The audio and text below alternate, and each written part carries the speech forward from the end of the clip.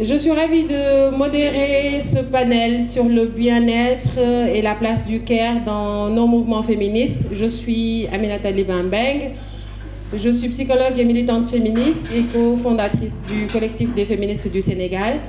J'ai le plaisir aujourd'hui de partager ce panel avec Rose Anne, Dr Babou, Khaira Thiam et Judy Kael, que je vais vous présenter. Je vais vous lire leur biographie rapidement.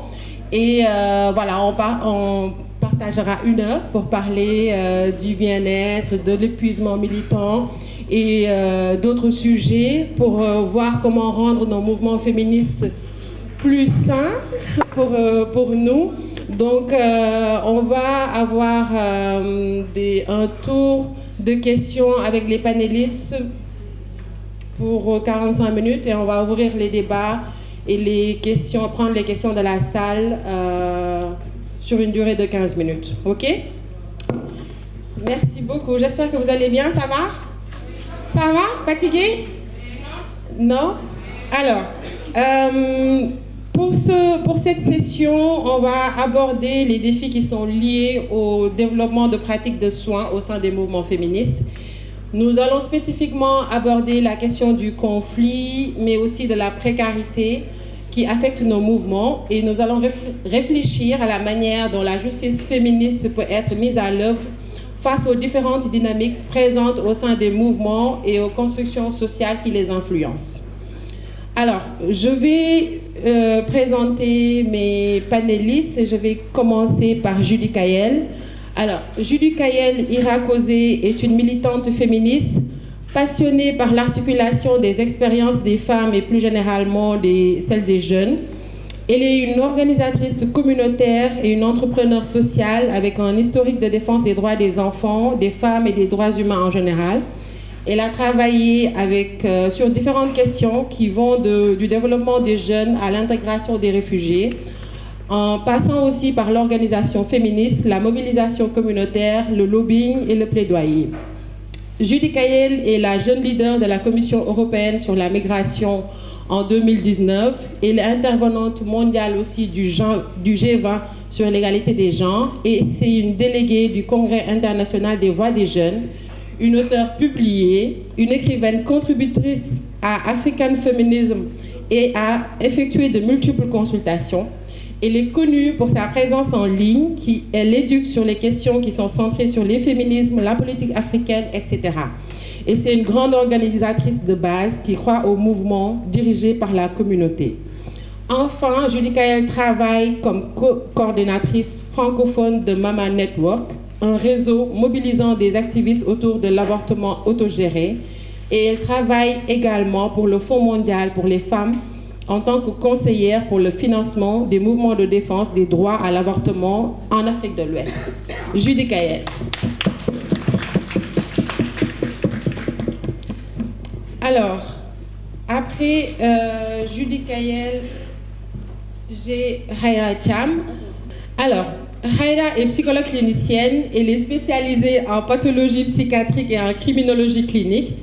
Après 5 ans de militantisme féministe radical à Dakar, elle s'est transitoirement retirée de l'espace public sénégalais et elle poursuit également une thèse de doctorat en co-tutelle internationale en droit privé à l'UCAD et en psychologie clinique à Lyon 2.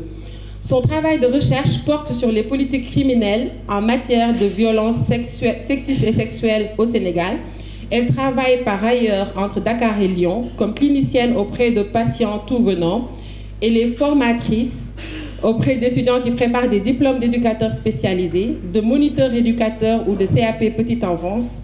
Elle est aussi superviseur d'équipe de soins en service hospitalier spécialisé en psychiatrie. Elle est aussi consultante pour des organismes nationaux et internationaux, ainsi que pour des associations aux organisations de moindre envergure, mais qui essaient de promouvoir plus que les premières les valeurs féministes. Madame, Monsieur, Khaira Thiam. Alors, Ndeye Khady Babou, docteur Babou, elle est docteure en médecine. Elle a un master en santé internationale avec une orientation sur les droits et santé sexuelle et reproductive. Elle a travaillé plusieurs années dans la riposte contre le VIH chez des groupes vulnérabilisés. Elle a fait des recherches sur le VIH chez les personnes âgées pour sa thèse et sur la perception des prestataires et des patientes sur les violences gynécologiques et obstétricales dans le cadre de son mémoire en santé publique. Elle est coordinatrice du projet de lutte contre les violences gynécologiques et obstétricales dans une perspective féministe à Equipop, et elle est aussi co-coordinatrice du réseau des féministes du Sénégal. Alors, enfin, Rose Anne Saint-Paul. Elle est conseillère d'orientation et psychothérapeute habilitée à pratiquer au Québec. Elle est cofondatrice du collectif afroféministe Cœur Nomade, dont l'objectif est d'établir des liens entre personnes afrodescendantes avec les régions dont elles sont originaires. Étant elle-même née à Montréal et d'origine haïtienne, Rose Anne puise son inspiration dans la sagesse de ses aînés et son implication passée dans les projets de recherche participative dans le contexte des Caraïbes et de l'Afrique de l'Ouest, ainsi que son engagement dans les 10 dernières années dans le secteur communautaire au Québec, lui ont permis de comprendre l'importance de bâtir des réseaux de solidarité informelle pour faire durer les luttes aux changements sociaux. Elle dénonce les effets des violences systémiques sur la santé mentale et travaille auprès d'organisations et d'individus. Rose Anne. Alors, merci beaucoup. Je pense que c'est important de lire les biographies complètes des panélistes et des militantes féministes, parce que souvent, en fait, on a tendance, voilà, à couper, à aller à l'essentiel, et c'est pour montrer qu'on a des personnes quand même qui sont extrêmement compétentes et qui sont extrêmement reconnues dans leur domaine, en fait, et qui viennent partager avec nous leurs expériences dans les pratiques de soins au sein des mouvements féministes et au sein aussi d'autres organisations. Alors, pour ouvrir les débats, j'ai une première question pour vous quatre. Peut-être que je vais commencer avec Rose Anne, donc après Dr Babou, après Rera et Judy Kayel. Ma première question pour vous quatre, c'est, on a parlé tout au long de cette université d'été des violences que subissent les militantes féministes dans l'espace numérique, mais aussi dans les espaces publics, et même au sein des espaces, en fait, qui sont censés être féministes. Comment on peut entendre, en fait, la souffrance des militantes féministes au sein de ces mouvements? Quel état des lieux faire, en fait, de cette souffrance-là dont on parle depuis quelques jours déjà? On dit d'abord honneur, et la personne qui nous entend dit respect. Donc, je vous dis honneur. Honneur. Je suis très honorée d'être avec vous aujourd'hui, donc d'être sur ce panel et de parler de cette question qui est très importante pour nous toutes présentes. J'ai une approche systémique, en fait, dans mon travail en particulier. Donc, j'aimerais simplement... Oh, merci.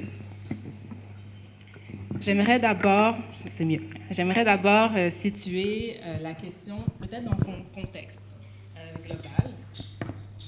Pour situer en fait pourquoi est-ce que les conflits et la précarité est existante dans nos milieux. On sait que le soin a été relégué, attribué aux femmes dans diverses cultures depuis longtemps. Les soins donc collectifs s'étaient pris en charge et continuent à être pris en charge par les femmes. Et à partir des années 40, des années 50, les mouvements de gauche et les mouvements féministes ont poussé pour que le soin collectif devienne en fait affaire d'État.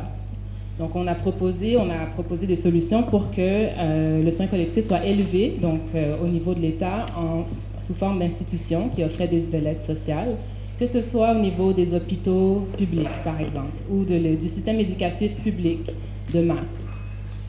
Malheureusement, beaucoup des États-providence, comme on peut les appeler, ont été attaqués par des pratiques néolibérales qui n'ont pas permis à tous les États de mettre en place ce type d'institutions ou qui ont détruit même des institutions qui étaient en place. Ces institutions qui ont été détruites ont laissé des failles qui sont remplies par les activistes féministes, qui sont à l'œuvre pour pouvoir, remplir les écarts qui existent dans la société. Donc les écarts qui sont laissés par l'État, qui sont laissés par l'ensemble de la société et qui laissent de côté en particulier les enfants, les jeunes, les femmes, les personnes de genre marginalisées. Donc c'est normal qu'il y ait du burn-out, c'est normal qu'il y ait des conflits, c'est normal qu'il y ait également de la précarité dans nos milieux, parce que c'est systémique. Alors, je voulais le mentionner parce qu'on a tendance à peut-être individualiser parfois les conflits, à se dire que c'est à l'intérieur de nous que le problème se situe, alors qu'il est à l'extérieur, qu'il est environnemental et sociétal. Donc, peut-être une piste de réflexion, une piste d'approche avant que je donne la parole à ma voisine, ce serait de quoi auraient l'air nos mouvements si on centrait finalement le soin collectif à nouveau, si on se disait que dans nos rapports, on pouvait utiliser nos rapports en fait pour pratiquer ce soin, pour se dire qu'au lieu d'être en compétition ou d'être dans l'urgence, on était plutôt dans un rapport relationnel où on est en train de développer justement ces aspects positifs ou ces aspects de compréhension ou d'empathie. Donc voilà, on va creuser un peu plus la question, mais je laisse la parole. Bonjour à toutes, merci les mains pour l'initiative, enfin merci surtout à toute cette initiative pour permettre aujourd'hui à ce que les féministes d'Afrique de l'Ouest et du Centre puissent se retrouver et échanger. En ce qui concerne l'épuisement militant, je vais aller directement sur cette question-là. Il y a plusieurs choses à faire en amont, sachant que nous sommes dans un contexte où sénégalais, où la santé mentale n'est pas une priorité, autant au niveau de la population que de nos politiques. Et du coup, si déjà pour les femmes, la question de la santé mentale, quelle que soit la manière dont les symptômes, quelle que soit la manière dont les signes se révèlent à elles et au corps médical, on a tendance très vite à reléguer ces symptômes-là dans un premier temps sous le guidon de l'hystérie, avant de prendre au sérieux cette question de la santé mentale chez les femmes. Et en particulier en ce qui concerne l'épuisement militant ou le burn-out qui, dans un premier temps, avait été peut-être plus connu dans les milieux du travail, du soin. Aujourd'hui, parler d'épuisement militant est carrément un discours politique que nous devons d'avoir et de tenir à chaque fois que l'opportunité se fait et se crée. Pour des personnes, donc les activistes et les militantes que nous sommes, il y a cette charge qu'on nous impose et que nous nous imposons et qui fait donc que nous sommes vulnérables face à cet épuisement militant-là. Alors, et du coup, pourquoi est-ce que nous sommes autant exposés à cet épuisement militant? C'est du fait justement qu'il y a une non-reconnaissance ambiante des combats, des causes pour lesquelles aujourd'hui nous sommes prises. Il y a une prise de conscience à arriver à un moment donné de nos luttes du fait que ce sont des violences certes, mais c'est surtout des violences systémiques et que nous sommes obligés, et du coup nous faisons face à tout un système étatique, politique et communautaire contre lequel nous nous battons. Le tout dans un magma de pression culturelle, sociale et avec une certaine instrumentalisation de la religion. Il y a également le fait que pour la plupart nous en faisons des objectifs de vie. Aujourd'hui, les combats que nous menons, quelque part, dessinent la manière dont nous interagissons, dont nous réfléchissons, dont nous analysons. Et donc, du coup, nous sommes tout le temps pris dans cet engagement-là. Et si, par ricochet, nous ne faisons pas attention, plus particulièrement nous, par rapport à notre bien-être, on risque très vite d'arriver à ce burn-out-là. Donc nous-mêmes, c'est pour ça que je disais qu'on était vulnérabilisés. Il y a également cette question du... comment est-ce que je peux dire ça? Cette menace permanente que nous recevons, c'est-à-dire que ce n'est pas seulement du fait qu'on se bat contre tout un système, mais ce système-là contre-attaque. Donc il y a des menaces que nous recevons, des menaces de mort, des menaces de viol, excusez pour dire le mot directement ça, et les harcèlements également que nous suivons. Donc ça également, c'est des pressions supplémentaires contre lesquelles nous, dans le cadre de nos activités qui ne sont pas du tout payées, nous sommes aussi attaqués. Il y a également une autre forme, ça j'aimerais aussi en parler, parce que quand on parlait du cas de l'avortement, le panel sur l'avortement, c'est aujourd'hui une science qu'on appelle l'épigénétique. Et donc l'épigénétique qui nous dit un peu que désormais, le patrimoine génétique que nous avons peut aussi être influencé par des déterminants extérieurs. Jusque-là, la science n'était pas trop d'accord avec ça. Donc, qu'est-ce que cela veut dire? Cela veut dire aujourd'hui que moi, en tant que femme, mon patrimoine génétique peut porter les traumatismes de mes antécédents de mes ancêtres. Et donc, du coup, c'est en 2014 qu'une généticienne dans un laboratoire suisse a fait le rapprochement en faisant justement des analyses sur une femme qui est née au décours d'un inceste et qui n'arrivait pas à avoir un enfant. Donc, il faisait des séries d'avortements. Et donc, dans cette recherche-là, elle s'est rendue compte que de la grand-mère à la 3e génération, il y avait eu une empreinte génétique du trauma que ces ancêtres, du coup, ont vécu, et donc qui était beaucoup plus marqué du fait d'un marqueur de stress présent. Donc ça, c'est des éléments également de science qui nous permettent de dire que finalement, certaines personnes peuvent être plus sensibles à l'environnement et aux pressions qu'elles peuvent subir. Et donc, du coup, nous, en tant que militantes, n'étant pas extérieures à la société, nous pouvons également être exposés à ces situations-là. Je ne sais pas si je dois continuer. On pourra tout à l'heure en débattre un peu plus.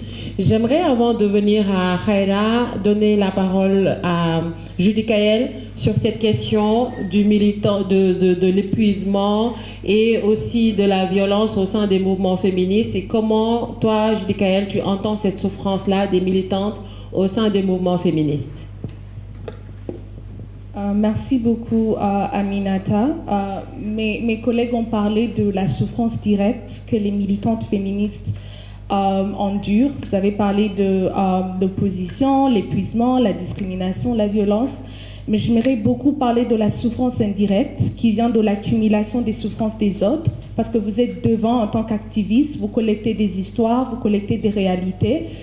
Il y a quelque chose qui m'est arrivé en 2016, c'est là où j'ai compris comment l'accumulation des histoires des autres est très importante. Je travaillais avec ONU Femmes sur un projet des femmes réfugiées au Rwanda, à Mahama. On documentait la violence sexuelle que les femmes réfugiées du Burundi, du Congo étaient en train d'endurer. Et puis, il y avait une femme, quand je passais tout le jour le matin, je la voyais s'asseoir dehors, elle ne parlait à personne. Et on la dépassait parce qu'on la disait bonjour, elle ne disait rien. Et ce qu'on faisait, on allait de maison à maison, essayant de comprendre si elles ont des contraceptives, si elles ont enduré des violences, si elles ont besoin d'aide. Le 3e jour, moi, je me suis arrêtée, je suis assise à côté d'elle. Et puis, cette journée, elle ne m'a pas parlé. On s'est assis toute la journée et regardé le soleil. Après, vers 17h, elle s'est levée, elle est rentrée. Le lendemain, je suis retournée, je suis allée m'asseoir à côté d'elle. Encore, j'ai dit à un moment donné, elle va me parler. Quand je me suis assise à côté d'elle vers midi, elle m'a demandé si je voulais du thé. J'ai dit oui. Elle m'a offert du thé, puis elle m'a demandé est-ce que tu connaissais ma fille. J'ai dit non, je ne connaissais pas ta fille. Elle m'a dit je vais te raconter ce qui est arrivé à ma fille. Ce qu'elle m'a raconté, je n'arrivais même pas à se lever. Elle avait vu sa fille violée. Excuse-moi de vous raconter l'histoire. Elle avait vu sa fille violée. Elle a retrouvé sa fille le lendemain. Elle était violée par les policiers au Burundi. Elle a retrouvé sa fille le lendemain. Le vagin dehors, tout dehors sous la rue le matin. Elle a lavé sa fille. Elle a enterré sa fille elle-même. Et puis elle est partie se réfugier. Depuis qu'elle m'a raconté cette histoire, je n'ai pas pu travailler. Et puis, je n'ai pas pu travailler pour 2 raisons. Un, l'histoire m'a traumatisée, mais ça m'a appris à réaliser mon propre privilège. Qu'il y a des réalités que moi, à cause des circonstances de ma vie, que je ne vais pas vivre. Tu comprends? Cette guerre, elle l'a vécue, je ne l'ai pas vécue. Donc, il y a cette accumulation de souffrance aussi qui vient de se réaliser qu'en tant que féministe, activiste, on est aussi privilégié. Il y a des histoires qu'on est en train d'entendre qu'on ne peut pas comprendre, même si on nous raconte ces histoires, et on se réalise que ce sont des histoires qui devaient être connues, mais les personnes qui doivent raconter ces histoires, elles ne sont pas devant, elles ne sont pas connues, elles ne sont pas visualisées, elles n'ont même pas les ressources d'être sur Twitter en train de tweeter, elles n'ont même pas les ressources d'être ici pour dire leur histoire, elles n'ont même pas les ressources pour que les gens les considèrent comme des personnes à écouter. Et donc cette accumulation de souffrances indirectes est vraiment dure sur certaines militantes féministes. On se retrouve que quand même on est épuisé, on veut continuer parce qu'on se dit on est privilégié. Tu te rappelles de tant de jeunes filles que tu connaisses, que leur histoire, si tu t'arrêtes, toi qui peux parler, qui va parler? Parce que tu connais tant. Vous comprenez? Et donc c'est cette réalité qui fait que quand même on est épuisé, on ne veut pas arrêter. Quand même on est vraiment fatigué. Je connais tant de féministes, moi-même j'y ai été. Ta santé mentale est au-delà. Toi-même tu ne te reconnais plus, mais tu ne peux pas arrêter. Et honnêtement, cette réalité est plus grande que nous tous. Ça demande plus que parler de la santé mentale. Ça demande de la réalité économique, de la réalité sociale, et aussi ça demande une conversation de différence entre nous dans le mouvement féministe. Ça demande qu'on s'assoie, on se demande qui doit être ici, qui n'est pas ici, pour que ce ne soit pas moi qui va être là tous les jours. Qui doit être ici, que si moi je dis Kaël, je peux tout faire pour que la personne vienne parler pour elle-même, et moi je me repose.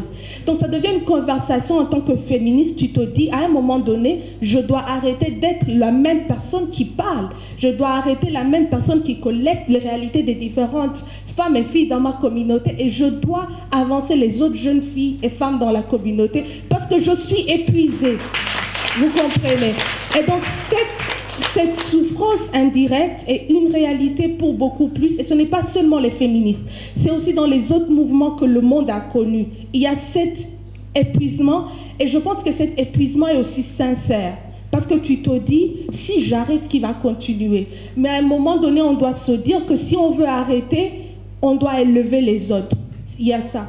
Une autre chose que j'aimerais parler, et que je pense que c'est très important en tant que militante féministe, c'est la redevabilité. Vous comprenez? Et je pense qu'on est redevable aux communautés dans lesquelles on organise. Moi, je dis tous les jours que si tu es une militante féministe et tu n'es redevable à une communauté, tu es dangereuse. Parce que tu ne fais qu'avancer des idées personnelles. Alors que dans le mouvement féministe, nos idées doivent être collectives. Ton histoire en tant que féministe est importante, mais les histoires collectives sont aussi importantes. Donc il y a la redevabilité communauté. Quand tu es redevable à une communauté, quand même tu es épuisé, la communauté va sentir que tu es épuisé. Vous comprenez? Mais si on n'est pas redevable à une communauté, il y a un danger qu'on va exister individuellement. On va se retrouver dans un système où on est trop épuisé parce que le patriarcat est dangereux. Nous tous, on connaît, le patriarcat est dangereux. À part les menaces ou le harassement sexuel, il y a tant de choses que les femmes qui sont féministes endurent de jour à jour. Même dans nos familles, on vous met à l'écart parce que vous êtes féministe. Et imaginez vivre ça en tant qu'individuel, tu n'es pas redevable à la communauté. Et avoir une communauté dans laquelle tu es redevable, c'est deux choses. Un, tu as une communauté où tu te sens à l'aise à partager que tu es épuisé. Il y a ça. Deux, il y a des ressources communautaires pour t'aider quand tu es épuisé. C'est les deux choses. C'est pourquoi Bell Hooks a parlé dans son livre, a dit que personne ne peut pas être guéri individuellement. La guérison est une guérison collective, communautaire. Parce que toi, en tant qu'individuel, même si tu es épuisé à mourir et tu as tant de ressources, tant que tu n'es pas à une communauté qui peut te soutenir et t'élever, tu ne vas pas avancer. À un moment donné, on est aussi ici parce que beaucoup d'entre vous sont motivés de voir d'autres féministes dans les autres régions. Je sais beaucoup d'entre vous qui allez arrêter de travailler, vous avez rencontré d'autres féministes qui sont en train de faire de grandes choses dans leur communauté, ça va vous motiver. C'est ça, avoir une communauté. C'est ça, avoir une communauté qui te soutient et t'élève.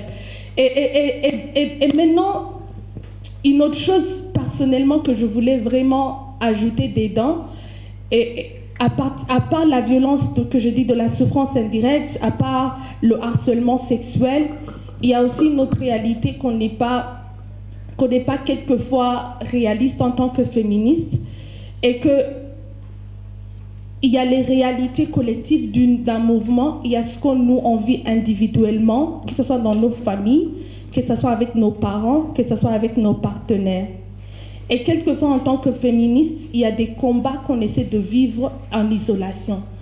Et ça ne nous aide pas. Et je pense qu'essayer de vivre certains combats en isolation, de certaines réalités, il y a un sondage qui a été fait avec des féministes, je pense que c'était au Cuba, qui disait qu'il y avait des réalités qu'elles vivaient dans leur famille, qu'elles ne voulaient pas raconter à d'autres sœurs féministes parce que c'était honteux. Vous comprenez? Parce que vous allez dire, oh, elle est féministe, mais elle est abusée sexuellement chez elle. Elle est féministe, mais elle est battue chaque jour. Donc il y a ça, cette honte qui vient que quand tu es féministe, la communauté a déjà élevé à un certain standard en tant que féministe, que ta vie doit être d'une certaine façon, alors que si tu es féministe ou pas, le patriarcat va te bouleverser. Peu importe si tu es la cheftaine des féministes, le patriarcat va t'attendre dehors, il va te faire des choses que toi-même tu ne vas pas comprendre. Donc cette honte que la société nous met, que quand tu es féministe, ta vie doit être je ne sais pas quoi, c'est aussi une violence qu'on accepte d'endurer. Et je pense que cette violence, on peut la surmonter si nous, en tant que féministes, on se sent à l'aise, accepter, peu importe les réalités qu'on affronte, que la honte qu'on se met dedans, on la refuse de la voir. Parce que même si je suis féministe, qui est si bien éduquée, je ne peux pas contrôler ce que le patriarcat va me faire affronter. Et je ne peux même pas contrôler les ressources que je vais avoir pour survivre la violence patriarcale. Merci. Merci beaucoup, Julie Kael. Merci. Et ça me permet de faire une question de relance à Raira, justement. Je ne sais pas ce que tu penses des soins collectifs au sein des mouvements féministes, parce que hier, on en a parlé. Je pense qu'on devient féministe avec notre propre histoire, avec aussi ce qu'on a vécu en tant que jeune fille, en tant que jeune adolescente dans cette société où on a peut-être nous-mêmes subi des violences sexuelles, sexistes et tout. Donc on vient dans le collectif avec notre propre expérience personnelle. Et est-ce qu'on doit s'attendre à ce que le collectif nous guérisse, nous porte en fait, nous couvre? Parce que le groupe aussi peut être persécuteur. Et on sait que dans nos mouvements féministes, on n'a pas souvent les moyens d'organiser des soins collectifs, des sessions de guérison ou whatever. Mais comment, toi, en tant que psychologue et dans ta pratique en fait clinique, tu vois et tu entends cette souffrance-là des militantes féministes? On a parlé de fatigue de la compassion aussi. Peut-être que tu peux aussi nous donner plus d'exemples sur comment cette fatigue de la compassion se manifeste. Merci beaucoup, merci à vous toutes. Merci pour cette question. Moi, j'avais juste une petite question comme ça, presque rhétorique. Un médecin, est-ce qu'il est malade? Non. Jamais. Jamais. Un psychologue, est-ce qu'il est schizophrène? Jamais. Alors, un médecin est malade et un psychologue peut être schizophrène. Enfin, peut finir schizophrène. Mais alors, moi, je vais parler depuis cette position de psychologue d'abord et de militante après. Sur la position de psychologue, et effectivement, nous en avons discuté hier, effectivement, chacune d'entre nous, les mecs sont des unes, arrive avec, les mecs sont des unes, arrive avec son histoire. Mais c'est cette histoire-là qui vous a structuré, qui vous a fabriqué. Votre structure avec laquelle vous arrivez au monde, qui va continuer à se construire pendant votre enfance, pendant votre adolescence, à l'âge adulte, etc. C'est aussi cette structure-là qui va être secouée, qui va rencontrer du trauma, qui va rencontrer des injonctions X, Y, Z, et qui va devoir faire avec. En fonction de la qualité de votre structure au départ, vous allez rencontrer des choses, vous allez pouvoir soit contourner le problème, soit vous déformer un peu et puis encaisser le choc et continuer votre chemin, soit vous casser. Et le psychotrauma, c'est dans sa définition de base, c'est l'effraction du par-excitation, c'est-à-dire que c'est un trou, ça crée un trou.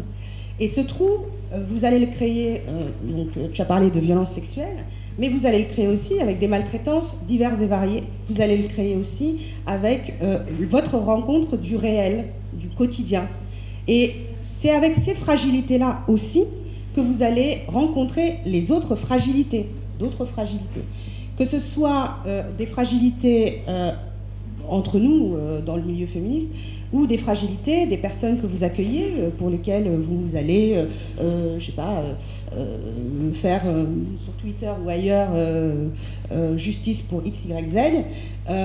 Et c'est avec ces fragilités-là que vous allez militer. C'est sur cette base-là que la majorité des militantes fonctionnent. Alors, il y a des personnes comme Fatso qui vous diront qu'elles sont arrivées au féminisme par la recherche, par la découverte d'un certain nombre de théories. C'est pas la majorité. La majorité arrive au militantisme des droits humains, puis au féminisme éventuellement, par des chocs qui leur sont arrivés personnellement. Et des chocs qui leur sont arrivés avec une puissance telle et avec un environnement incapable de les prendre en charge. Elles ont fait l'expérience d'abord du trauma et elles ont fait l'expérience de ce qu'on appelle la revictimisation. Et c'est avec ça qu'elles vont fonctionner. Et à chaque fois qu'il y aura une nouvelle situation, à chaque fois qu'elles vont entendre l'histoire de Radi, l'histoire de Rosade, l'histoire de Judicaël, etc., va se réactiver en permanence leur trauma à elles, plus ce qu'elles vont prendre du trauma des autres. Judicaël le disait tout à l'heure, nous en psycho, on va vous parler de trauma par dépôt. Le trauma se dépose chez l'individu qui regarde, donc évidemment, le psychologue est traumatisé, et va se déposer un premier trauma, un deuxième, un cinquième, un 20e, un 50e, sans jamais qu'on puisse avoir géré vos propres traumas au départ.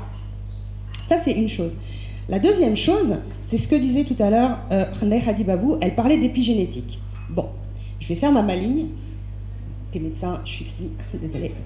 Mais la psychologie, bien avant les découvertes épigénétiques, et la psychanalyse en particulier, même si on peut lui reprocher énormément de choses, a proposé cette question des traumas transgénérationnels.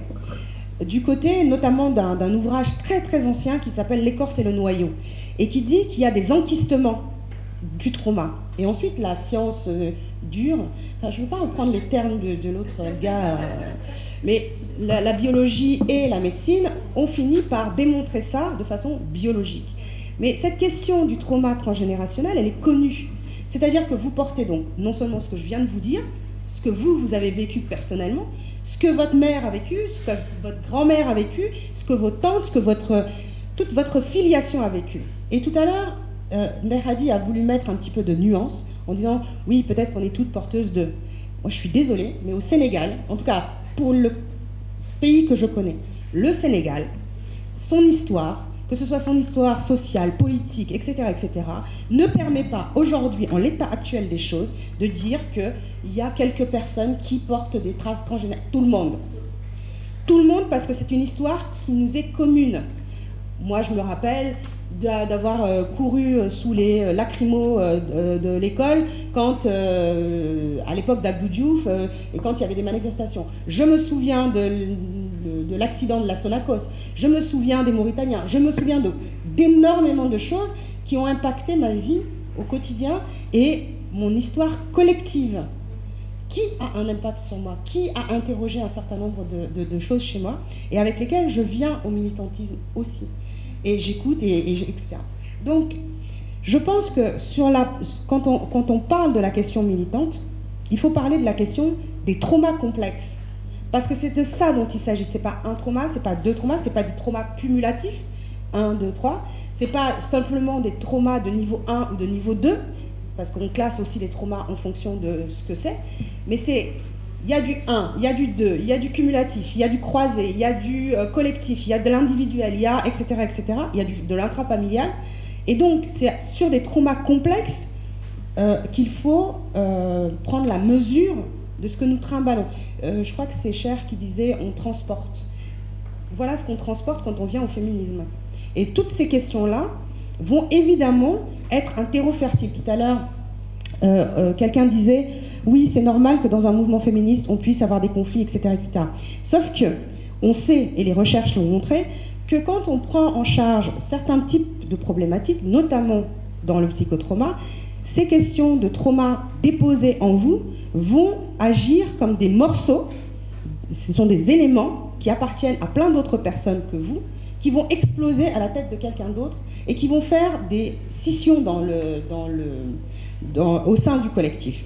C'est pour ça que hier je disais, il faut absolument faire un plaidoyer pour que de l'argent soit mis sur ce que nous, en psycho, on appelle l'analyse des pratiques, pour permettre qu'on puisse avoir des groupes de féministes qui vont parler de leurs expériences et pour qu'on puisse avoir un psychologue qui soit spécialisé, évidemment, qui puisse recoller les morceaux et permettre aux unes et aux autres de continuer à bosser autour d'une situation sans plus avoir à se taper dessus les unes ou les autres. Parce que chacune est porteuse d'un bout du trauma de quelqu'un d'autre, plus ce qui lui appartient.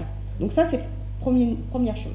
Deuxième chose, tu me posais la question de savoir est-ce que les mouvements collectifs permettent la guérison, porteurs de guérison.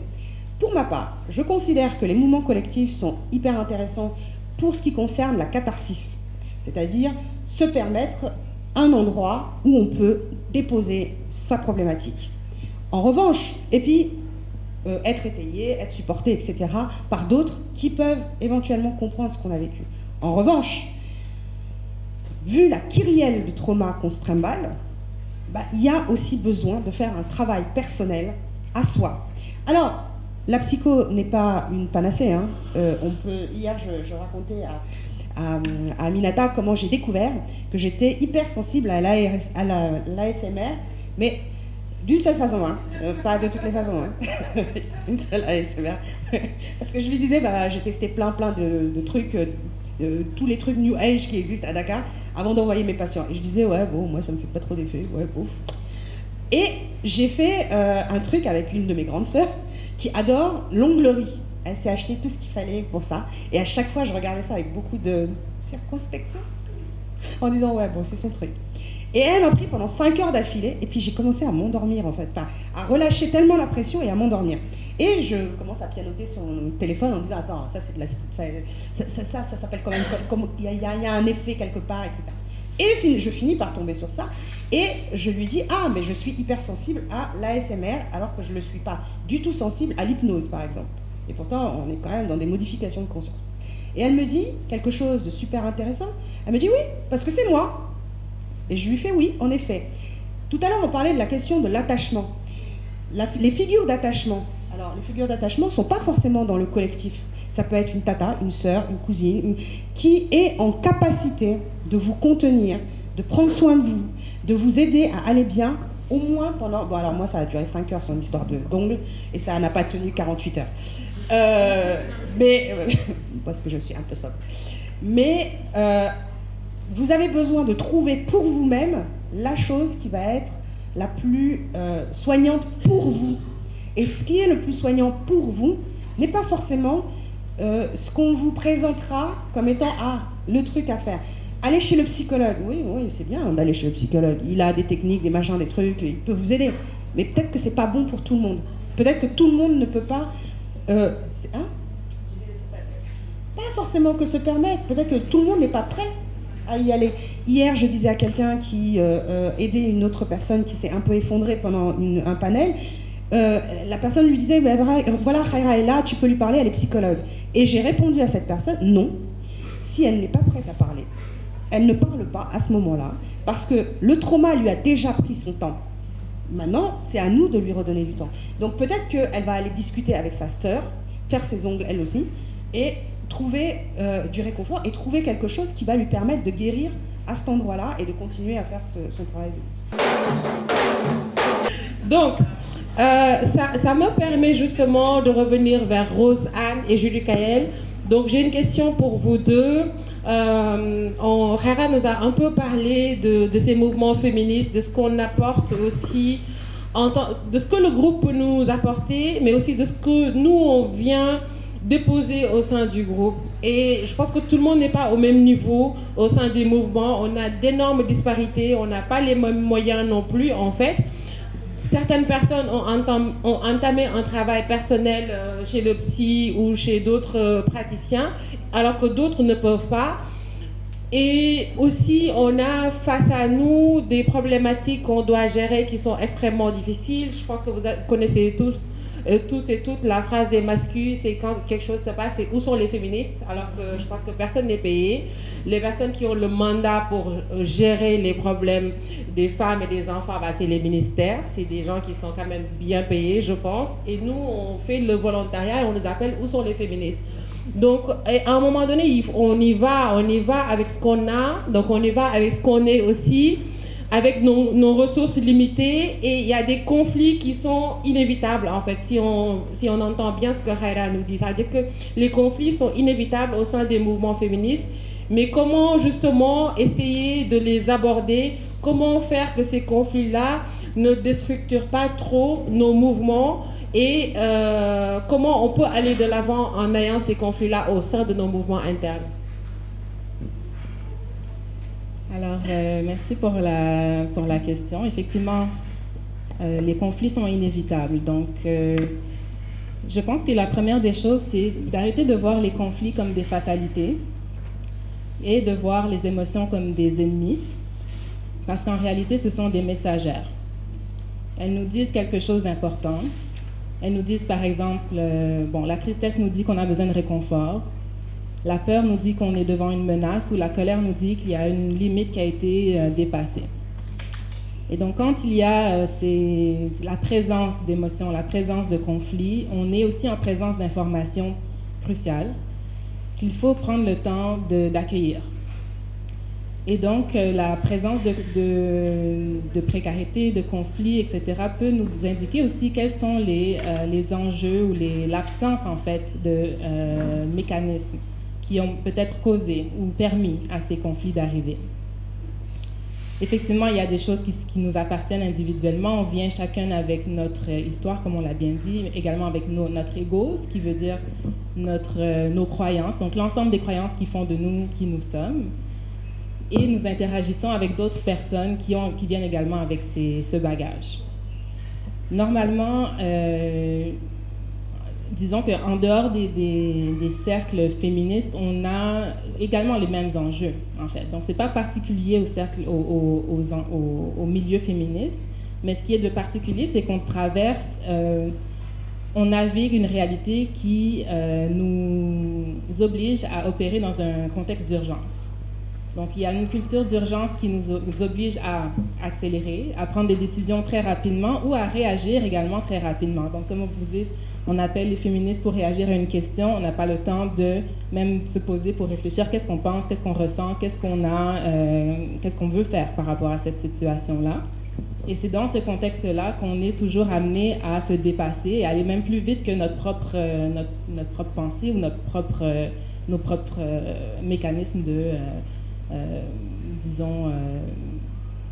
mécanismes de prise en compte de nos propres émotions, etc. Donc, je dirais que la culture d'urgence, c'est un des défis. Donc, reconnaître que l'urgence a un impact sur la manière dont nous développons nos relations avec nous-mêmes, envers les autres, et aussi avec l'invisible.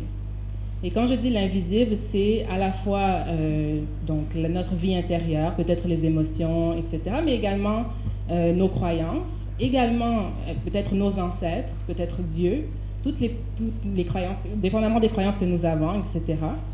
Et donc, l'invisible, c'est également le contexte. C'est également les normes qui ne sont pas déclarées et qui font en sorte que, par exemple, on a l'impression qu'on se doit de réagir, ou c'est à nous de le faire, ou que si on ne le fait pas, ça ne sera pas fait, et qu'on laissera tomber peut-être une partie des communautés, etc., qu'on souhaite servir. Donc, reconnaître aussi que quand on prend une pause, ça ne veut pas dire qu'on est égoïste, et ça ne veut pas dire non plus qu'on abandonne notre cercle ou notre communauté. C'est également développer la capacité à faire confiance, en fait, au fait que si nous, on s'arrête quelques instants, d'autres personnes aussi sont présentes et pourront prendre le relais, etc. Donc, il y a un échange, il y a aussi un équilibre à aller chercher. Donc, ne pas prendre tout sur nos épaules ou penser que c'est finalement à nous d'intervenir en tout temps. je pense que c'est aussi relié à peut-être ce qui a été nommé aussi une idéologie peut-être de sauveur ou de sacrifice. Voilà. Donc on est parfois dans cette dynamique qui est très insidieuse aussi, mais qui est un héritage aussi colonial. Donc qui nous empêche finalement de voir que ce qu'on est, ce qu'on fait est suffisant. On est suffisante, on peut être simplement en train de vivre et prendre soin de nous, et c'est déjà un acte politique, comme le disait Audre Lorde. L'idée de se préserver soi-même, c'est un acte politique aussi. Surtout quand on est dans les marges, quand on porte différentes identités qui sont marginalisées dans ce système. Donc je dirais que comment on adresse les conflits, c'est ça, déjà reconnaître qu'on est dans un contexte qui nous pousse à aller trop vite, qui nous pousse aussi à être certaine. Je pense qu'il y a une difficulté à tolérer l'incertitude en général et qu'on est obligé finalement de prendre position ou de décider rapidement sans nécessairement prendre le temps de connaître finalement ce qu'on est et ce qu'on pense effectivement. Et parfois, c'est ce qui va nous pousser à entrer en conflit. Donc, on ne reconnaît pas, par exemple, la position d'une autre personne, où on se dit cette personne-là n'est pas vraiment féministe parce qu'elle a pris telle position, etc. Donc, on est en train de reproduire aussi des rapports de pouvoir qu'on est en train d'essayer de déconstruire. Voilà, reconnaître qu'on peut être agent de ces dynamiques-là aussi, même si on est féministe, et toujours être vigilante et essayer de voir quand est-ce qu'ils surviennent, parce qu'on est on baigne un peu comme un poisson dans l'eau, c'est normal qu'on intègre ça, mais quand est-ce qu'ils surviennent et comment est-ce qu'on peut en revenir, c'est ça l'important. C'est pas le fait qu'elles surviennent, mais c'est le fait qu'on a besoin de mettre en place des mécanismes pour surmonter ça, réparer. Rétablir le lien par la suite, etc. Donc les conflits, je dirais, sont normaux, sont humains, et il y a des causes très claires, internes, externes, etc. Mais comment on fait pour ensuite revenir vers l'autre, réparer, etc. Merci. Merci beaucoup. Je pense que je vais peut-être te donner la parole pour 30 secondes, si tu veux bien, oui. Revenir sur le syndrome du sauveur avant d'aller à Julie Caël sur les conflits. En fait, je trouvais super intéressant que tu aies amené la question du syndrome du sauveur et que tu l'aies amené du côté d'une pensée décoloniale. Mais une des choses qui apparaît un peu évidente, c'est que globalement, les féministes, après c'est ma position, les féministes sont des femmes, les hommes ne sont pas des féministes. Mais la manière dont on a socialisé les femmes, c'est de prendre soin, c'est d'être à la disposition des autres, c'est d'être gentille et bien mignonne avec tout le monde. Et si on refuse de le performer dans le cadre de la société de façon générale, en disant « Ah non, non, moi je choisis ce que je fais et ce que je ne fais pas », on le surperforme dans nos milieux à nous. Et en fait, ça aussi, on doit pouvoir le penser et le refuser aussi dans ces endroits-là, pour cette raison-là.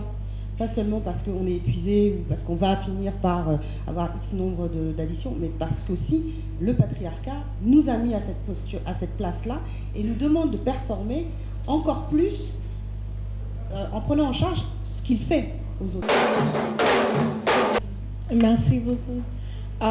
J'aimerais ajouter de ce que tu viens de parler. Dans les lettres que Audre Lorde a écrites quand elle était en train de survivre le cancer, elle a écrit comment on peut définir la révolution si la révolution n'est pas chez toi.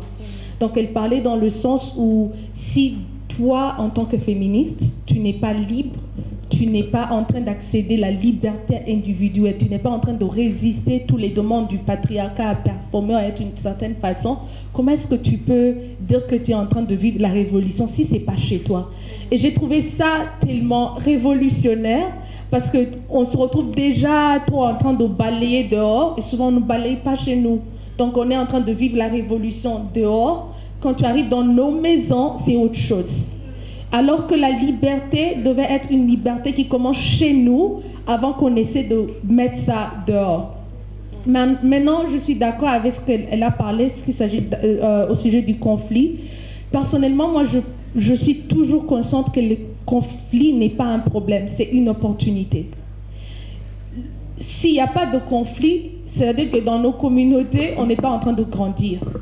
Le conflit nous montre qu'il y a des conversations qu'on doit avoir, il y a des choses qu'on doit ajuster. Maintenant, si on voit le conflit comme une possibilité, une opportunité de grandir ensemble en tant que communauté, on ne va pas si se sentir perturbé parce qu'il y a du conflit. Maintenant, il y a des pratiques que j'aimerais partager avec vous par mes expériences dans les différents mouvements où on a pu gérer le conflit. Il y a 3 pratiques que je trouve nécessaires. 1, il y a la redevabilité envers nos communautés. Donc, en tant que votre communauté, en tant que mouvement féministe, par exemple, mouvement des féministes du Sénégal, vous devez avoir une redevabilité collective. Ça veut dire que vous avez de l'habitude d'être redevable des uns des autres. Ça veut dire que si moi je suis en communauté avec Aminata, Aminata peut m'appeler et me dire ces commentaires que tu as fait, c'est pas féministe. Elle peut m'appeler et me dire cette façon que tu es en train d'agir, c'est pas du tout féministe. Elle peut m'appeler et me dire cette façon de faire n'est pas du tout responsable pour notre communauté. Donc cette redevabilité doit être une redevabilité qui nous fait sentir qu'on s'aime entre nous, qu'on est en train de pratiquer l'amour féministe entre nous. 2, il y a l'honnêteté collective. Non pas l'honnêteté individuelle, mais honnêteté collective. Donc vous vous dites en tant que mouvement, vous êtes honnête entre vous. Donc vous êtes honnête dans le sens où en tant que mouvement, vous avez perdu vos objectifs ou vos réalités ou les différents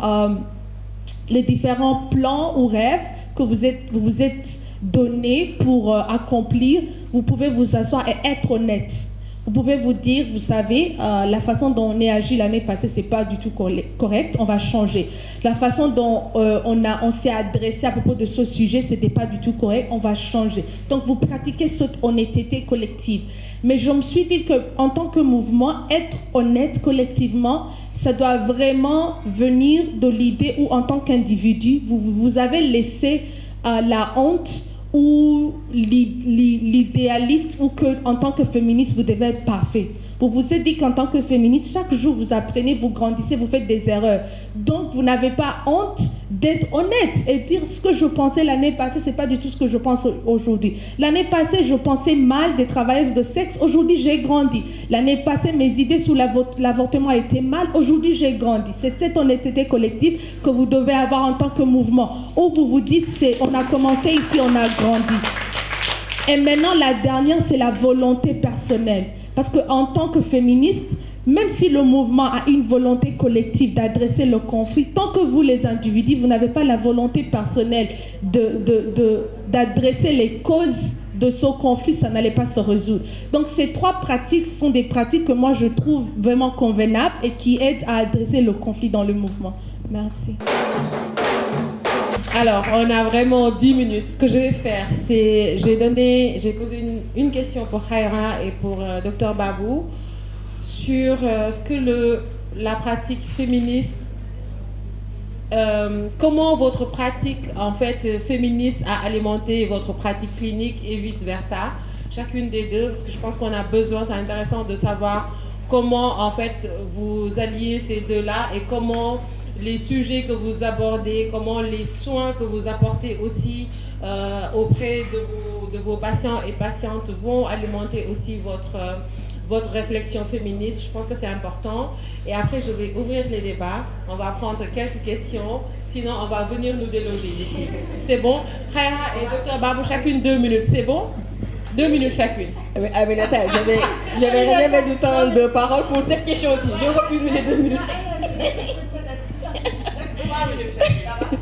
Ok, merci pour cette question qui, je pense que j'ai véritablement commencé à réfléchir sur cet angle-là il n'y a pas trop longtemps. Hein. Comment est-ce que finalement le féminisme était en train de transformer ma manière de pratiquer.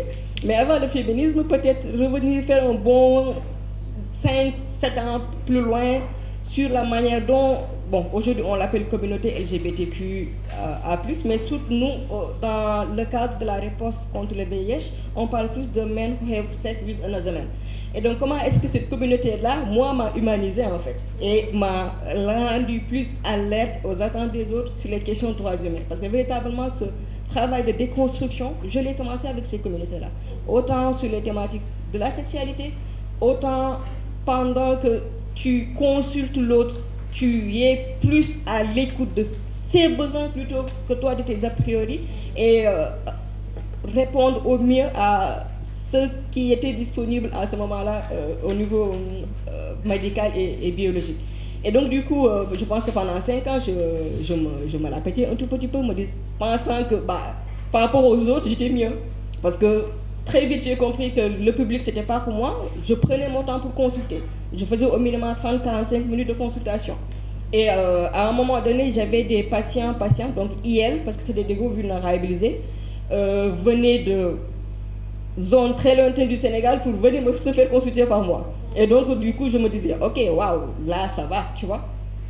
Et il a fallu peut-être que je fasse ma santé publique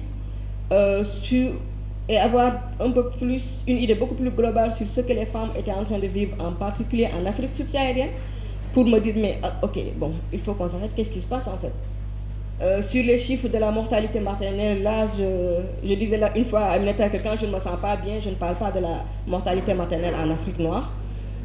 Pourquoi est-ce qu'on laissait les femmes mourir en fait? Qu'est-ce qui se passe? Et je pense que c'était avec Aurélie la première fois que véritablement j'ai eu à avoir accès au terme même de féminisme. Avant tu l'entendais, mais véritablement aller au fond et lire dessus, c'était sur la question du genre et santé des jeunes, tu vois. Donc elle avait choisi ce titre, c'est après que j'ai compris, pour faire accepter ce cours au niveau de mon université, mais après elle en a profité pour parler carrément de la thématique féministe, et ça a été comme une illumination en fait pour moi. Cette perspective sur le corps des femmes, tout le monde avait voix au chapitre, sauf elle-même. Et ce qui expliquait du coup beaucoup de choses, parce que je pense que c'était hier ou avant-hier quand on parlait de la question des financements, où je disais que sur les questions spécifiques à la santé des femmes, on ne mettait pas assez de fonds, la recherche n'avançait pas assez vite, mais sauf pour renforcer des stéréotypes ou des injections. Parce que surtout ce qui est méthode contraceptive, ils ont bien réussi à trouver des méthodes qui ne sont que sur les corps féminins. Sur d'autres thématiques, par rapport à la prothèse mammaire, quand une femme subit une mastectomie au décours d'un cancer du corps, également, les recherches sont très en avance. Pourquoi? Parce qu'il s'agit du paraître de la femme et donc de un peu, voilà, sa désirabilité, et donc un peu continuer à la conformer à l'idée du patriarcat de la beauté et de comment est-ce que cette beauté-là devait être. Et donc du coup, aujourd'hui, qu'est-ce qui se passe? Je me suis rendu compte que même si, en travaillant avec la communauté MSM à l'époque, j'étais beaucoup plus regardant sur certains aspects, parce que très vite, par exemple, sur tout ce qui était traitement sur les infections sexuellement transmissibles, je faisais tout pour bien faire comprendre que ce n'était pas de la faute à la femme. Ça, très tôt, j'ai pu l'avoir.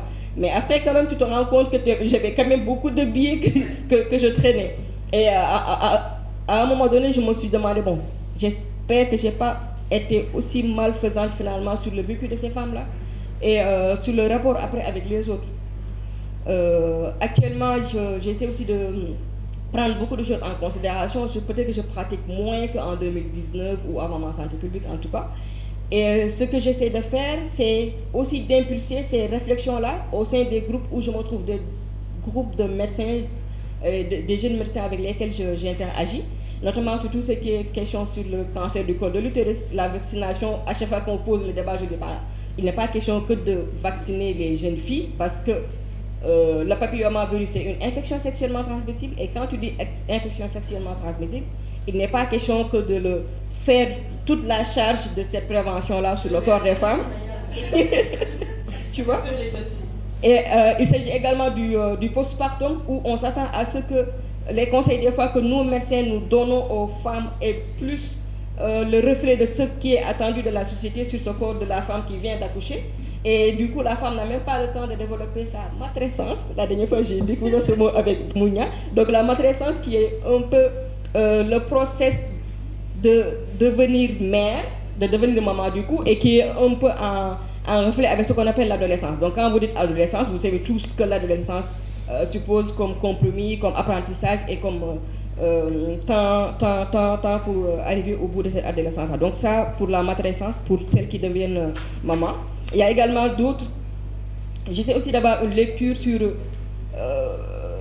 le corps des femmes au décours de cancer ou quand elles se font traiter. C'est-à-dire qu'aujourd'hui, pour une femme qui subit un cancer, qui est fait un cancer et pour qui le traitement va jusqu'à ce qu'elle perde les cheveux, on va aussi se focaliser sur le fait qu'elle va mettre des perruques au lieu plutôt de s'occuper d'elle et de son cancer.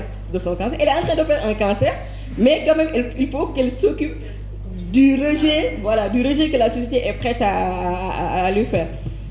Donc je pense que j'ai parlé des méthodes contraceptives par rapport à la mortalité maternelle. Il faut dire les mots. Merci. Merci, Dr Babou. Je pense que pour la mortalité maternelle, c'est un génocide en fait qui est en train de se passer au Sénégal. Toutes les 6 heures, c'est 4 femmes qui meurent. Chaque année au Sénégal, si on fait le cumul, c'est plus de 1800 femmes qui meurent. C'est l'équivalent du bateau de Joola. Donc chaque année au Sénégal, on a des femmes qui meurent et quand on fait le calcul, c'est l'équivalent du bateau de Joola. Donc chaque année, on a un bateau de Joola et ce bateau de Joola est rempli de femmes, sauf que la vie de ces femmes-là ne vaut rien. Donc c'est un génocide qui se passe au Sénégal et c'est absolument scandaleux. Donc merci à Dr Babou de...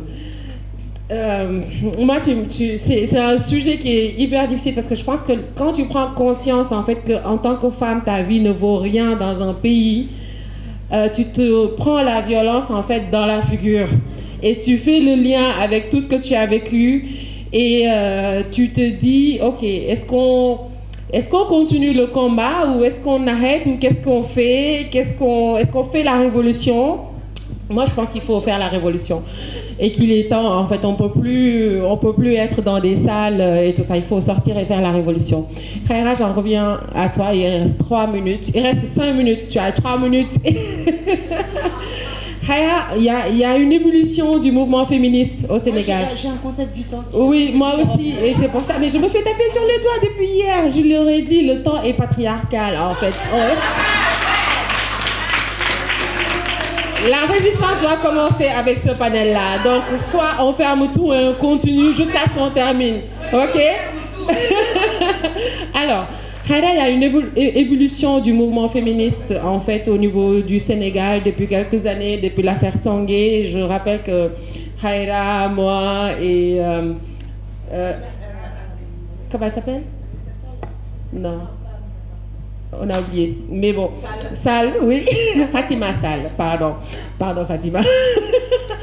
On avait donc porté plainte contre Sangué pour apologie du viol. Et je me souviens très bien que quand on a commencé les discussions, on disait, mais sur quoi? On savait que ce qu'il disait, en fait, c'était pas juste, c'était pas ça. Mais on n'arrivait pas à trouver les mots juridique pour l'attaquer. Et c'est Khaira qui a dit, mais ça c'est une apologie en fait.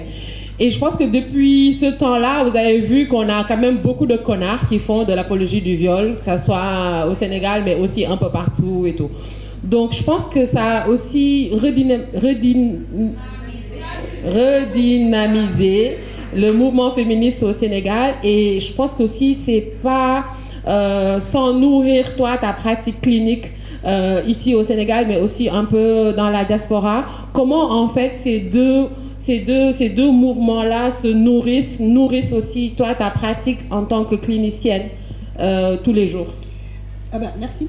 En fait, moi, avant de vous parler de ce nourrissage de ma pratique, je fonctionne de façon un peu particulière et je vais reprendre une phrase de Freud qui dit que le bonheur, c'est de faire ce qu'on rêvait petit. Alors, je pense qu'elle est critiquable, cette phrase, dans mon cas, parce que quand j'étais petite, je regardais les gens et je me disais, mais pourquoi ils sont méchants? Enfin, c'est facile d'être gentil. Hein. Pourquoi les gens sont méchants? Qu'est-ce qui se passe dans leur tête pour qu'ils soient méchants? Et c'était vraiment ma question quand j'étais petite. Après, bon, je suis allée me perdre dans des études en économie, machin. D'ailleurs, le gars, là, dit de d'avant-hier, là, vous lui direz qu'il y a des gens en bac plus 16, pendant que lui parle. On a fait des choses. Et je me suis perdue à un moment donné dans une autre formation. Et j'ai arrêté cette formation parce qu'à un moment donné, je me suis dit, on est en train de me former à voler de l'argent aux gens, en fait. Moi, j'ai pas envie de faire ça. Alors, autour de moi, personne n'a compris. Quand j'ai arrêté de faire de l'éco et de la gestion, c'était le désastre. Qu'est-ce qu'elle va encore nous sortir? Et quand j'ai dit psycho, il y a eu un silence au téléphone. Mes parents, ils ont arrêté de parler. Et puis ma mère reprend la parole en disant, mais ça sert à rien. Aujourd'hui, elle dit autre chose. Aujourd'hui, elle passe partout pour dire, non, il faut dire à vos enfants de rentrer. Ma fille, elle est psychologue. Voilà. Mais, si vous voulez, ça n'a pas été simple, déjà, dans la construction, dans la structure sociale dans laquelle j'ai vécu, de dire, je vais aller me mettre au service des autres. Ce qui est quand même pas anodin. On ne devient pas médecin ou psychologue comme ça. C'est tout un parcours, et c'est aussi une conscience de quelque chose qui déconne. Pas forcément. Moi, j'ai appris après qu'il n'y avait pas de psychologue, enfin, pas vraiment. Il y a des gens, mais je ne sais pas ce qu'ils font. Mais c'est tout un parcours pour dire, je vais aller m'occuper de ce qu'il y a dans la tête des gens. C'est quand même pas anodin. Les médecins, au moins, c'est clair ce qu'ils font. Ils touchent un corps. Nous, on touche rien. Et on va aller trifouiller dans la tête des gens, leurs histoires, leur façon de fonctionner, etc., etc. Et je trouve que c'est un privilège extraordinaire quand un patient vous dit voilà, Madame Thiam, je viens vous voir parce que j'ai tel problème. Il vous ouvre sa tête. Contrairement à l'idée généralement reçue, les psys ne rentrent pas comme ça dans vos têtes. Vous les autorisez. Ils ont une éthique. Oh, tu me lâches. Vous faites des trucs intrusifs. Mais voilà, donc il y avait déjà ça qui a présidé à ma pratique.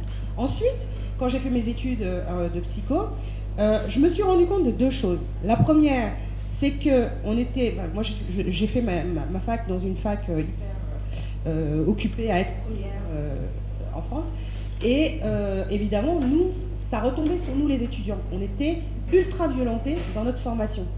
Et alors je me suis posé la question, est-ce que quand tu te fais violenter pour devenir psychologue, quel genre de psychologue tu deviens?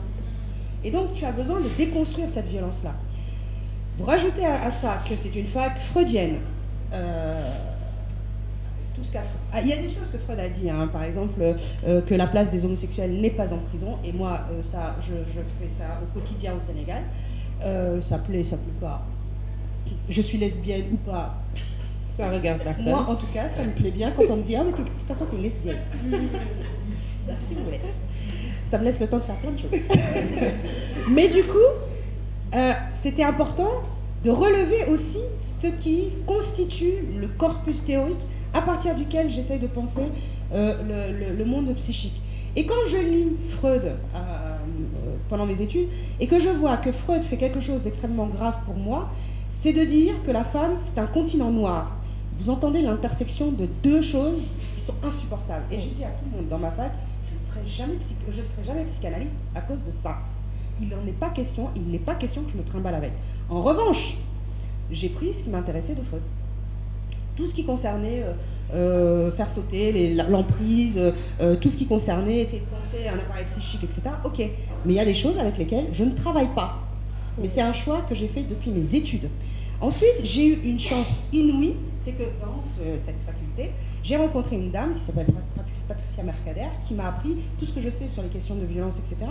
Et la chance inouïe que j'ai eue, c'est pas tant qu'elle m'ait fait ce cours, mais c'est qu'elle était une des plus grandes militantes queer de Lyon. Et elle a créé aussi elle-même un labo par ailleurs. Et elle m'a appris à regarder la société sous des angles qui ne sont pas des angles hétéronormés, mais des angles queer. Et en fait, en décalant mon point de vue, je me suis aperçue de ce que moi aussi je participais à refaire et à recréer dans ma pratique clinique. En conséquence de quoi, évidemment, je fais des trucs, des fois, on se demande d'où ça sort, mais c'est aussi parce que j'essaye de penser la manière même de travailler. C'est pas quand je suis arrivée à Dakar, c'est la manière de prendre en charge mes patients, la manière de les écouter, la manière de leur donner la parole, la manière même, par exemple, de fixer des rendez-vous. Par exemple, sur les questions de violence sexiste et sexuelle, la manière de fixer un rendez-vous, c'est de donner toujours le même rendez-vous à la même heure. De sorte à ce que la personne, notamment les femmes, n'ait pas à le noter. Elle ne note nulle part. De sorte à ce que ça ne puisse pas être une arme qu'on retourne contre elle. Tu vas chez le psy, donc t'es folle. Et ça, vous l'entendez souvent dans des situations de divorce. Ah, mais elle va chez le psy. Donc vous voyez bien, elle va pas bien. Tu parlais de l'hystérie. Alors, être traitée de folle devant un juge, c'est la fin du monde. Donc, il y a des éléments comme ça. Et puis, quand je suis arrivée au Sénégal, effectivement, il y a eu plein de choses. Et puis, moi, j'ai redécouvert au Sénégal. Je me suis dit, mais qu'est-ce que c'est que ça et comment dire, ça m'a fait hurler de rage. Et je pense qu'on m'a entendu pendant des longues périodes hurler dans l'espace public, à dire mais c'est pas possible, mais machin, etc. Et utiliser un vocabulaire de plus en plus violent, non pas tant parce que j'étais dans la violence ou parce que j'étais forcément en colère au moment où je le disais, mais pour créer des électrochocs. Moi j'ai eu des collègues psychos qui m'ont appelé pour me dire « Khaira, ne dis pas ça parce que tu es en train de revictimiser des personnes ». Je dis non. Il faut que les autres qui n'ont pas vécu ça ou qui font semblant de ne pas savoir que ça existe, le sachent. Et il n'y a qu'en nommant la chose qu'on tue la chose. Et donc, il fallait les nommer. Et j'ai fait des choses sur les réseaux sociaux, etc. Il y a des personnes qui ont pu suivre à un moment donné ce que je faisais. Et notamment une chose qui a l'air un peu pervers, mais tous les matins à 7h du matin, pendant que les gens prennent le café, je leur racontais une histoire de viol. Alors, c'est pas une histoire d'une patiente réelle qui a été violée. Moi, je vous le dis à vous, hein, mais n'allez pas le dire dehors. Mais c'était une composition de toutes les histoires que j'ai entendues. Et tous les matins, j'avais un nouveau truc à raconter. Et alors, moi, je me faisais appeler aussi en me disant « Khaira, s'il te plaît, aie pitié de nous. Tu peux pas nous sortir ça tous les matins à 7h ?» Si, tous les matins à 7h. Et donc, progressivement, les gens ont commencé à s'intéresser à ce que j'écrivais et à avoir une espèce de conscience, enfin, en tout cas, les personnes qui suivaient ce que je faisais, et à repartager. Et un des repartages qui a eu un retentissement énorme, c'est quand j'ai raconté l'histoire du viol, puis de la grossesse, puis de la mort d'une petite fille incestée. Alors là, même Imam Kanté a ouvert sa bouche, hein, en disant non mais il faut qu'on règle le problème. Ah, toi tu passes ton temps à bloquer le problème, tiens, il faut qu'on règle le problème. Donc bref, tout ça pour vous dire que au fil du temps, il y a beaucoup. Alors en plus, oui, il y a des lectures, il y a des terminologies que j'utilise pas, etc., etc. Mais en même temps, c'est quelque chose qui, au fil du temps, s'est aussi constitué. Et aujourd'hui, et il y a eu un passage aussi assez violent pour moi, c'est que il y a 4 ans, enfin juste un peu avant le Covid, j'ai fait un malaise, parce que je travaillais plus de 40 heures par semaine de consultation, ce qu'aucun psy ne fait, et plus tout le reste que je faisais. Et j'ai eu un malaise seul chez moi, et un malaise cardio-respiratoire. Moi, je suis persuadée d'avoir fait un micro-AVC. Ils ont cherché un infarctus. Et ils ont cherché un infarctus au bout de 10 jours. Ça faisait 10 jours que j'appelais les médecins, les collègues autour de moi, en leur disant il y a un problème, je vais pas bien, mon cerveau est ralenti, je marche au ralenti, etc. Personne n'est venu sous le prétexte que Khaira travaille trop, il faut arrêter de te mettre en colère, machin, etc. En gros, on me laisse crever pour me faire payer le fait que te punir. Je travaille et que je milite, etc. Par des collègues. Des collègues capables aussi de te dire il y a de toute façon, il y a dans nos mouvements. Moi, je peux vous recommander certains livres. Il y a les livres de Bell Hooks, il y a les livres de Mariam Kaba que vous devez lire. Ce sont des personnes qui ont créé des pratiques féministes à aborder le conflit, des pratiques féministes à enlever les personnes qui sont toxiques dans le mouvement. Mais avant d'enlever la personne, il faut d'abord vous assurer que la personne ne doit pas être réhabilitée. Parce qu'il y a des personnes qui peuvent être réhabilitées. Il y a des personnes qui peuvent changer. Donc on ne peut pas tous les jeter dehors. Mais si la personne est en train de causer du mal, vous comprenez? Et il y a des personnes qui causent du mal. Il y a des personnes qui ont causé tant de mal. Et même longtemps, on les a laissées dans nos mouvements.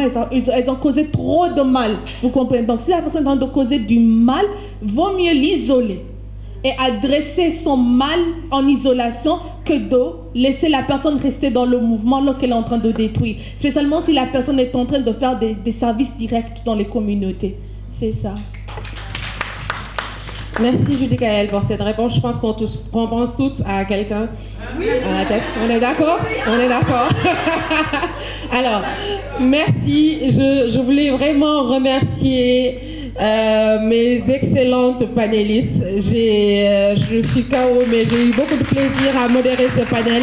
Merci Judy Kael, merci Khaïra, merci Dr Babou, merci Rose Anne, merci beaucoup.